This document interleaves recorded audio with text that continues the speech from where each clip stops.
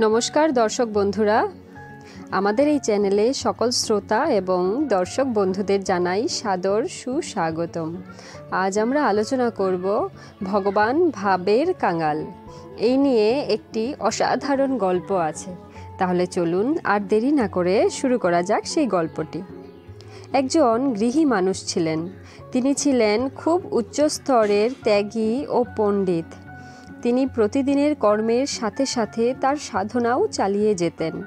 খুবই বিবেকবান ছিলেন তিনি। তার কাছে রোজ অনেক অনেক মানুষ আসতেন।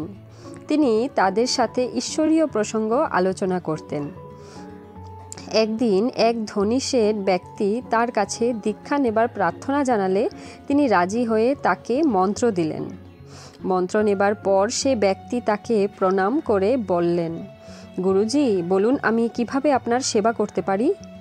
গুরুজি বললেন, ঈশ্বর যখন তোমাকে এত ধন দিয়েছেন তাহলে তুমি একটা সদাব্রত খুলে দাও। সেখানে প্রতিদিন অন্নদান করবে।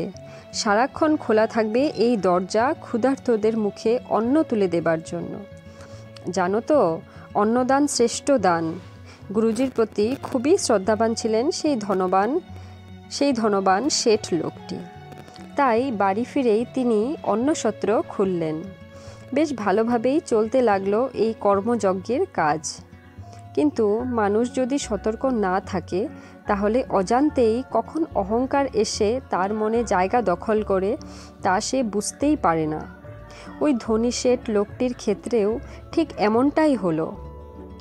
এমনটাই ঘটল। অন্নদান করতে করতে তার মনেও অহংকার বাসা বাঁধল। তিনি ভাবলেন, আমি রোজ কত মানুষকে অন্নদান করছি, আমি খুব মহৎ। এই অহংকার আসার পরে তিনি ঠিক করলেন যে আর তিনি সারাক্ষণ ক্ষুধার্ত মানুষদের জন্য অন্নসত্রের দরজা খোলা রাখবেন না।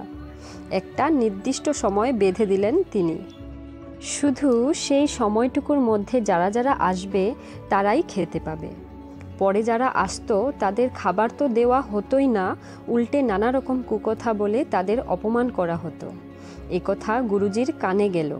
তিনি এই অন্যায়ের বিহিত করার জন্য একদিন রাত 11টার সময় সেই ব্যক্তির বাড়ির দরজায় এসে দাঁড়ালেন। তারপর জোরে জোরে কড়া নাড়তে লাগলেন আর বলতে লাগলেন, শেঠজি দরজা খুলুন, শেঠজি দরজা খুলুন।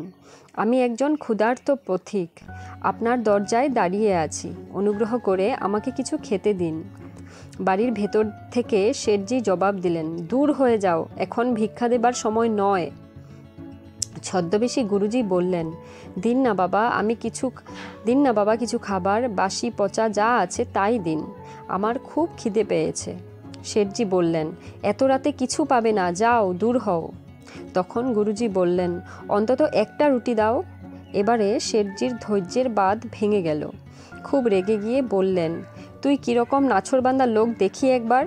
এই বলে ধরাম করে দরজাটা খুলে বাইরে বেরিয়ে এলেন।